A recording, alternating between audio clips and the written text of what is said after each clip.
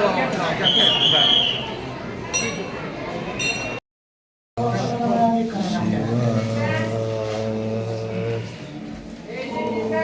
बोलना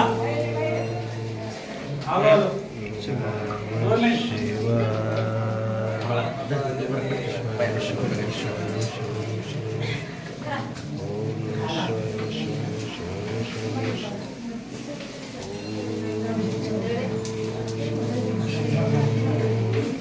आपलं सालाबादप्रमाणे यावर्षी देखील महाशिवरात्र उत्साहानं अगदी गर्दीनं अलोट गर्दीमध्ये पार पडत आहे आणि दरवर्षीप्रमाणे भक्तांची संख्या वर्षीवर वाढतच चाललेली आहे.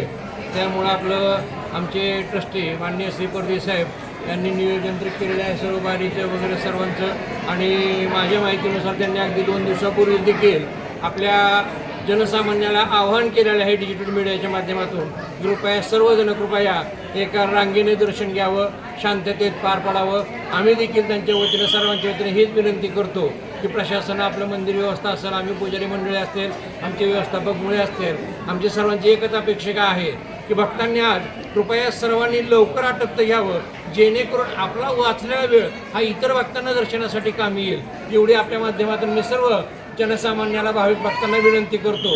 आणि आपल्या मंदिरामध्ये असंच वर्षानुवर्ष वृद्धिंगत व्हावं आणि असंच भक्तांची संख्या अलोट गर्दीमध्ये महाशिवरात्र असंच कायम वाढत राहावं ही आपली श्री विठ्ठलेश्वर चरणी प्रार्थना करतो. आज दुपारी आपण महापूजा करत असतो. आता गाभाऱ्यामध्ये दर्शन असतं आणि दुपारी साधारणतः 1-2च्या नंतर मात्र आपण मंदिरामध्ये महापूजा करतो. त्यावेळेस मात्र मग बाहेरून गाभारा प्रवेश बंद होतो आणि उंबऱ्यातून दर्शन होतो. आत्ता जरी स्पर्श दर्शन भेटत असलं आणि दुपारी स्पर्श जरी नसला पण ती जी पूजा असणार आहे ती अगदी भव्य दिव्य पूजा असते. त्यांना अगदी नयनतृप्त होतात अशी महापूजा असते. आपल्या माध्यमातून जनसामान्याला सांगतो भाविक भक्तांना अगदी सकाळी जरी घेतलं तरी दुपारी आवर्जून महापूजेचे दर्शन घेण्यासाठी आवर्जून उपस्थित राहावं.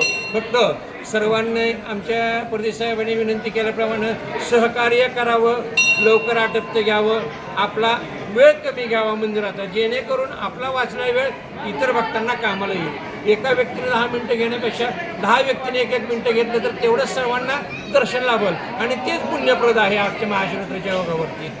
बस. ओम नमः शिवाय.